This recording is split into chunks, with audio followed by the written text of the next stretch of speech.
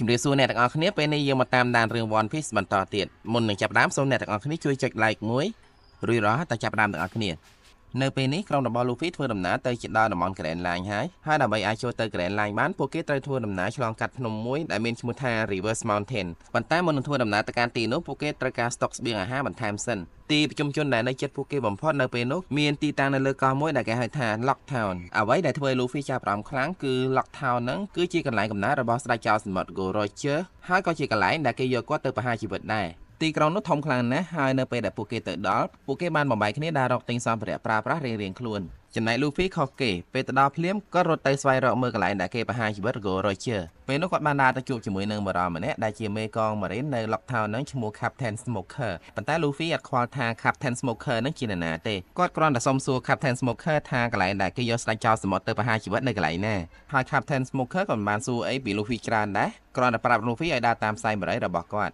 ់ឥឡូវនេះយើងកាត់ទៅមើល Zoro វិញម្ដងគាត់ត្រូវការទិញដាវថែម2ទៀតប៉ុន្តែគាត់អត់សូវមានលុយ Zoro អាចទៅខ្ចីលុយពី Nami បានតែ Nami គិតការថ្លៃពេកដល់តែ 300% ចឹងហើយទៅគាត់មិនខ្ចីនៅថ្ងៃនោះ Zoro បានឃើញជនពៀល2នាក់កំពុងតែចង់ព្រួតធ្វើបាបនារីម្នាក់ហើយនៅពេលដែល Zoro ចង់ចូលទៅជួយនារីម្នាក់នោះក៏ចេះគុណដាវខ្លាំងគួរសមដែរអាចចាត់ការពីអ្នកនោះបានមិនបាច់ចាំ Zoro ជួយទេក្រោយពេលចាត់ការពីអ្នកនោះបានហើយស្រាប់តែនារីម្នាក់នោះជាពុកជើងដួលបណ្ដាលឲ្យជ្រុះវ៉ែនតាពេលនោះ Zoro ចិត្តល្អក៏ជួយរើសឲ្យប៉ុន្តែមិនដឹងអាម៉េចទេគាត់បែរទៅជាច្បាច់វ៉ែនតានោះកំទេចចោលមូលហេតុគឺបណ្ដាលមកពី Zoro ភ្ញាក់ព្រោះឃើញនារីម្នាក់នោះដូច Kuina idol របស់គាត់តាំងពីក្មេងពេកជាលទ្ធផលនារីម្នាក់នោះបានទាញឲ្យ Zoro សងវ៉ែនតារបស់នាងងាកទៅមើលសានជីវិញអត់សូវមានអីគួរចាប់អារម្មណ៍ទេគាត់កំពុងតែដើរលេងផ្សារមើលស្រីស្អាតហើយនៅពេលនោះគាត់បានតាក់ភ្នែកជាមួយនឹងនារីម្នាក់ដែលគាត់គិតថាស្អាតខ្លាំងណាស់ចំណែកអ៊ូសបវិញគាត់បានចូលទៅក្នុងហាងលក់គ្រឿងប្រើប្រាស់សម្ភារៈរបស់ចៅសមុទ្រដែលនៅទីនោះអ្នកលក់បានអួតប្រាប់គាត់ថាសម្ភារៈអស់ទាំងនោះសុទ្ធតែយកមកពីតំបន់ Grand Line ក្នុងចំណោមនោះមានកំភ្លើងម្ដងដែលអ្នកលក់ប្រាប់ថាវាជាកំភ្លើងដែលចៅសមុទ្រ Gold Roger ចូលចិត្តប្រើជាងគ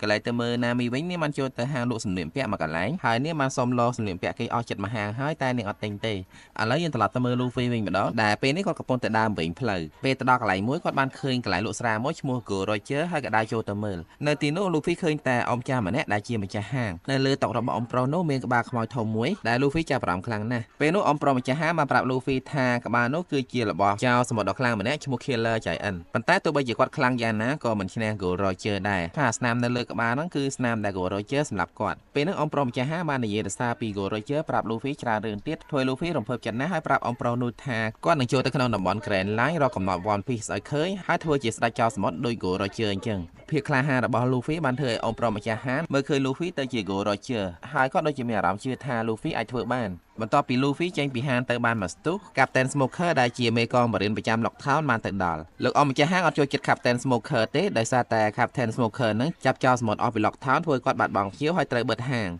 ចំណែក Captain Smoker ពិតមែនតែគាត់អត់ចូលចិត្តចោលសមុទ្រតែគាត់ក៏មានការគោរពស្ញប់ស្ញែងចំពោះវីរភាពហើយនិងភាពក្លាហានរបស់ Gold Roger ដែរកាលពី22ឆ្នាំមុនពេលដែលគេយក Gold Roger ទៅប្រហារជីវិត Captain Smoker ដែលកាលនោះគាត់នៅក្មេងក៏បានទៅឈរមើលផងដែរហើយគាត់ចាប់អារម្មណ៍ថា Gold Roger អត់មានខ្លាចអីសូម្បីតែបន្តិចតាមធម្មតាទោះបីជាចោលសមុទ្រខ្លាំងយ៉ាងណាពេលឡើងដល់វេទិកាប្រហារជីវិតហើយគឺភ័យញ័រហើយស្លេកប៉ែតែ Gold Roger អត់អញ្ចឹងទេទឹកមុខរបស់គាត់នៅតែញញឹមញញែមដដែលនៅថ្ងៃនោះក្រោយពេលម៉ារីនចាក់សម្លាប់ Gold Roger ហើយប្រជាជនបាននាំគ្នាហូរកញ្ជ្រៀវសើចសប្បាយដោយសារតែមានអ្នកខ្លះគិតថាលែងមានចោលសមុទ្រទៀតហើយប៉ុន្តែមិនមែនចឹងឡើយចោលសមុទ្រកើតកាន់តែច្រើនព្រោះពួកគេចង់ស្វែងរកកំណត់ One Piece ត្រឡប់មកក្នុងហាងវិញពេលនោះមានកូនម៉ារីនម្នាក់បានយក poster ស្វែងរកចាក់ខ្លួន Luffy ទៅឲ្យម្ចាស់ហាងដើម្បីបិទក្នុងហាងពេលឃើញរូបរបស់ Luffy Captain Smoker ភ្ញាក់ផ្អើលណាស់ព្រោះ Luffy ទៅមកសួរផ្លូវគាត់នៅមុននឹងទេហើយគាត់ដឹងថាពេលនេះគាត់អាចទៅចាប់ Luffy នៅកន្លែងណាតាមទៅមើល Luffy វិញពេលនេះគាត់បានធ្វើដំណើរទៅដល់កន្លែងដែល Gold Roger ត្រូវបានគេប្រហារជីវិតហើយ Luffy ចង់ដឹងថាមុនពេលស្លាប់ Gold Roger មើលឃើញអីខ្លះអញ្ចឹងគាត់ក៏តោងឡើងទៅលើវេទិកានោះដើម្បីមើលពេលនោះផងដែរ Captain Smoker បានទៅដល់ហើយគាត់បានប្រកាសចាប់ខ្លួន Luffy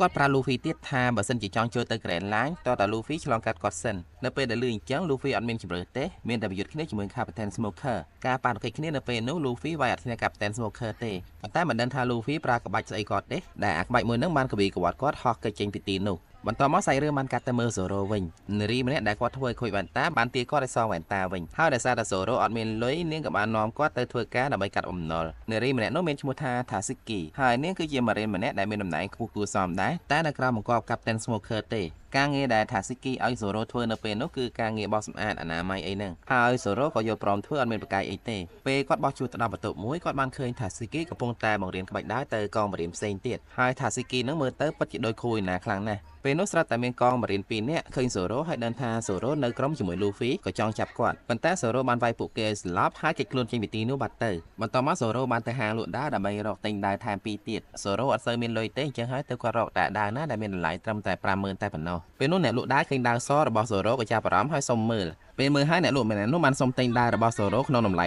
80,000 ចៃដន្យណាស់ថាស៊ីគីក៏បានទៅហាងនោះផងដែរដើម្បីយកដាវរបស់នាងដែលផ្ញើឲ្យគេសលៀងពេលឃើញសូរ៉ូនាងអត់មានការភ្ញាក់ផ្អើលទេការដែលមានគេលួចវាយប្រហារមនុស្សនៅមន្ទីរកងបរិញ្ញានាងអត់គិតថាសូរ៉ូជាអ្នកធ្វើទេពេលបានឃើញដាវរបស់សូរ៉ូនាងដឹងភ្លាមថាដាវនោះមានឈ្មោះថាវ៉ាដូអ៊ីឈីមុនជីហើយតម្លៃរបស់វាប្រហែលជា10 លានការដែលនាងនិយាយកាន់តែច្រើនធ្វើឲ្យអ្នកលក់កាន់តែខឹងព្រោះគាត់គិតថាគាត់បាត់ឱកាសរកស៊ីពេលនោះអ្នកលក់ព្រមលក់ដាវឲ្យសូរ៉ូក្នុងតម្លៃទាបជាងទីផ្សារគឺម្ដង 50,000 ហើយឲ្យសូរ៉ូដើរត្រូវខ្លួនឯងទៅនៅកលៀនជាងនោះពេលដែលសូរ៉ូកំពុងតែរើដាវថាស៊ីគីបានឆ្ងល់ហើយសួរគាត់ថាគាត់ចង់ប្រើដាវអីដល់តែ3ចង់ធ្វើដូចសូរ៉ូមែនសូមបញ្ជាក់ផងដែរថានៅពេលហ្នឹងថាស៊ីគីអត់ដឹងទេថាមនុស្សដែលនាងកំពុងតែនិយាយជាមួយហ្នឹងគឺសូរ៉ូហើយសូរ៉ូក៏បានបកស្រាយថាគាត់ជាសូរ៉ូដែរបន្ទាប់មកសូរ៉ូរើបានដាវមួយដែលពិសេសខ្លាំងណាស់ហើយថាស៊ីគីឆែកមើលដឹងថាដាវនោះមានឈ្មោះថា Kitetsu វាគឺជាដាវល្អមួយដែលតម្លៃរបស់វាប្រហែលជា1 លាននោះមិនដឹងថាហេតុអីបានអ្នកលក់ព្រមលក់វាត្រឹម 50,000 ពេលនោះអ្នកលក់បានបដូរចិត្តឈប់លក់ដាវនោះឲ្យសូរ៉ូវិញមិនមែនមកពីគាត់គិតតម្លៃខុសទេគឺដោយសារតែដាវនោះមានបណ្ដាសាអ្នកលក់ប្រាប់ថាកន្លងមកម្ចាស់ដាវ Kitetsu ហ្នឹងសិតតែជាមនុស្សសយហើយពួកគេរួមមិនសូវបានយូរទ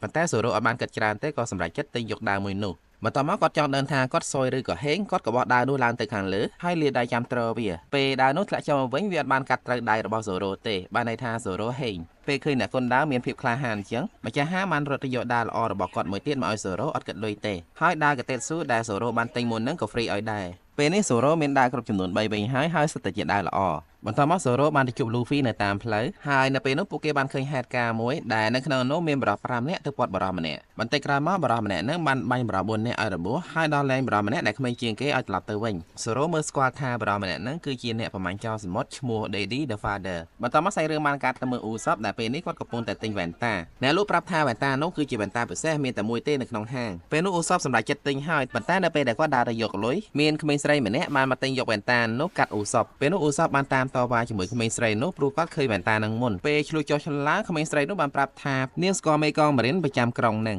ហើយអ៊ូសបក៏អួតផងដែរថាគាត់គឺជាក្រុមចៅសមុទ្រដែលកំពុងតែល្បីតម្លៃខ្លួនរបស់គាត់គឺ30 លានសយខ្លាំងណាស់ Daddy the Father ដែលជាអ្នកប្រមាញ់ចៅសមុទ្របានទៅដល់ទីនោះល្មមគាត់គឺជាប៉ារបស់ក្មេងស្រីដែលកំពុងតែឆ្លុះជាមួយអ៊ូសបនឹងនៅពេលហ្នឹងគាត់បានឆែក poster របស់គាត់ចង់ដឹងថាការដែលអ៊ូសបនិយាយថាខ្លួនរបស់គាត់មានតម្លៃដល់ទៅ30 លានហ្នឹងពិតមែនអត់ដល់ពេលគាត់ឆែកមើលទៅឃើញក្រុមរបស់ Luffy ដែលមានតម្លៃ30 លានហើយនៅក្នុង poster នោះក៏មានរូបរបស់អ៊ូសបនៅ background ដែរនៅពេលនោះអ៊ូសបបាននិយាយគម្រាមកុហក Daddy the Father ថា Luffy មេរបស់គាត់កាចខ្លាំងណាស់បើសិនជាចង់សុកខ្លួនហើយមិនចង់ងាប់ចោលកូនទេឆាប់បកគោលវ៉ែនតាឲ្យគាត់តែគាត់នឹងបង់លុយឲ្យមិនមែន plan ទេពេលនោះ Daddy the Father បានបោះកាភ្លើមួយឲ្យអ៊ូសបដើម្បីប្រកួតបាញ់គ្នាមួយទល់មួយជាមួយគាត់ហើយអ៊ូសបអត់ចោលទេព្រោះវាក៏ជាជំនាញរបស់គាត់ដែរប៉ុន្តែនៅពេលដែល Daddy the Father បង្ហាញកាភ្លើងចំនួន30នៅលើខ្លួនរបស់គាត់អ៊ូសបភ័យខ្លាំងណាស់ព្រោះគាត់ទំដឹងថាគាត់នឹងត្រូវប្រកួតជាមួយនឹង Daddy the Father បន្ទាប់មកនៅពេលការប្រកួតចាប់ផ្ដើមមានប្រជាជនជាច្រើនបាននាំគ្នាទៅឈរមើលហើយនៅក្នុងចំណោមនោះក៏មានណាមីម្នាក់ផងដែរពេលនោះមានអ្នកមើលខ្លះបាននិយាយចំអកឲ្យអ៊ូសបថាមិនបាច់ឲ្យគាត់ព្រួយបារម្ភទេព្រោះពួកគេបានជីករណ្ដៅធ្វើភ្នូឲ្យគាត់រួចហើ